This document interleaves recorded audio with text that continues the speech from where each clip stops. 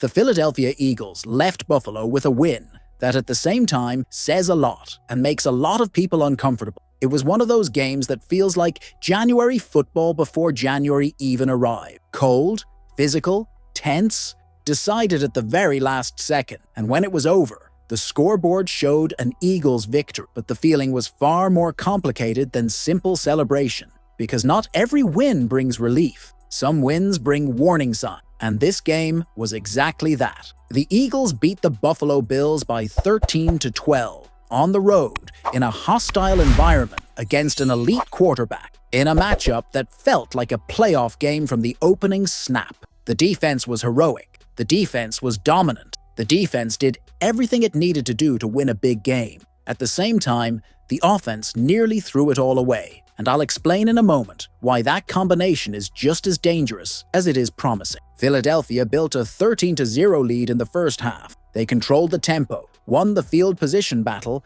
and imposed their physicality. On the other side, Buffalo looked out of answers. Josh Allen was under pressure, the run game was bottled up, and the Bills' rhythm was broken early. Everything pointed to one more solid offensive drive in the second half, putting the game away. That drive never came. The second half was an offensive collapse so severe that it's hard to explain it away with simple defensive adjustments by the opponent. On 5 second-half possessions, the Eagles went 3 and out 4 times. On the one drive that didn't, they gained just 13 yards and picked up a single first down. That was it. In total, Philadelphia finished the second half with 17 total yards. 17. In a game with playoff positioning at stake, against a team fighting for its season, that number is alarming, especially when you remember that the Bills' defense is not exactly among the league's elite. That's where the clear divide on this team begins. The Eagles' defense was absolutely dominant for most of the afternoon.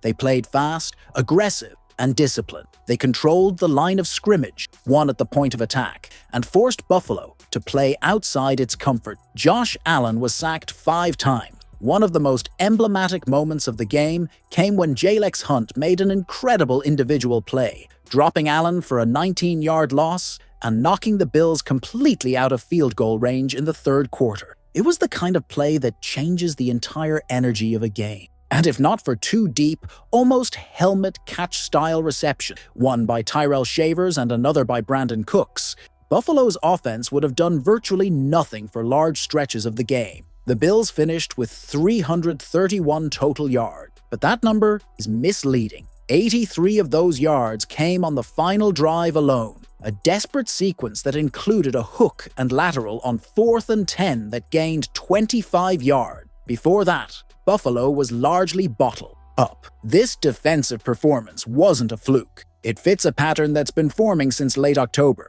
Outside of late November games against Dallas and Chicago, the Eagles' defense has been consistently strong. In 7 of their last 9 games, they've allowed 331 yards or fewer.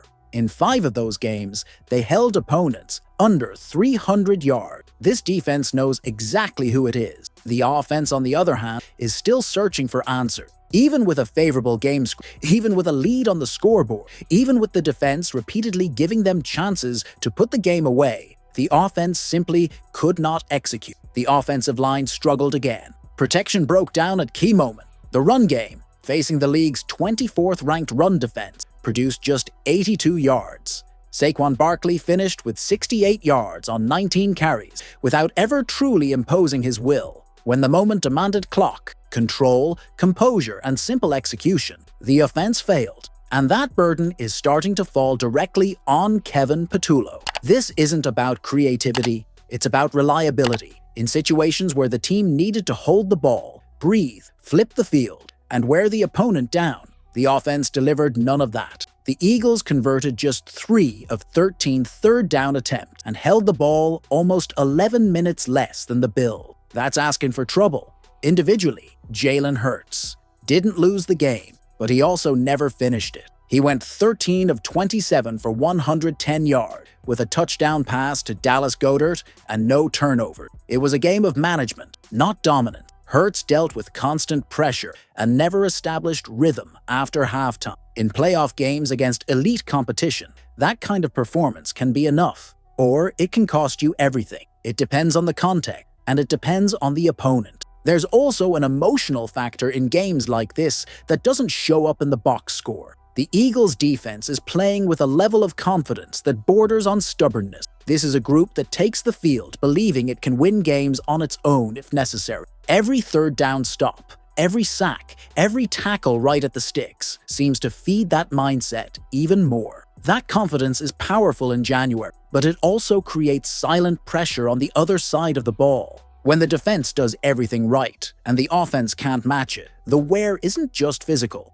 it's psychological. And in playoff games, that kind of internal tension tends to surface at the worst possible moments. That's why this game in Buffalo needs to be read as a warning, not just a heroic road win. Championship teams usually find balance before January, not during January. The Eagles' defense has already found its identity. It knows exactly who it is and how it wants to play. The offense is still living off flashes, individual talent, and the hope that next drive it'll click. Against average opponents, that might be enough. Against the best teams in the NFC, it might not be. The clock is ticking, the margin is shrinking. And games like this only reinforce a question that can no longer be postponed. In the fourth quarter, Buffalo finally broke through. Josh Allen scored on a 1-yard touchdown run with 5 seconds remaining. Earlier, the Bills had already seen an extra point blocked by Jalen Carter, which kept the score tight. On the final play,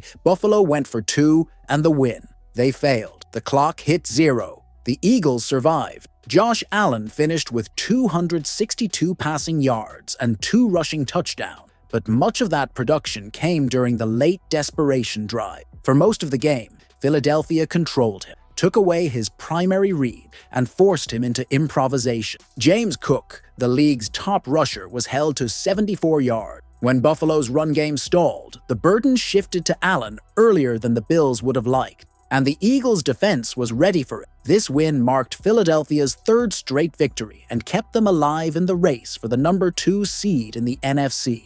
The division is already clinched. At least one home playoff game is secured. The next matchup is at home against the Washington Commanders, a team sitting at 4 wins and 12 losses, having dropped 10 of its last 11 games. Buffalo, meanwhile, saw its hopes of a 6th straight AFC East title disappear. Any path to the Super Bowl now runs through the road. What this game made clear is simple and concerning. The Eagles have a defense capable of winning big games, capable of protecting a lead, capable of facing elite quarterbacks without breaking under pressure. This defense has identity, confidence, answers. The offense does not. And in January, that equation demands payment fast. Before we wrap up, here's the question that truly matters and deserves an honest conversation. Can this Eagles offense provide enough support for a Super Bowl-level defense?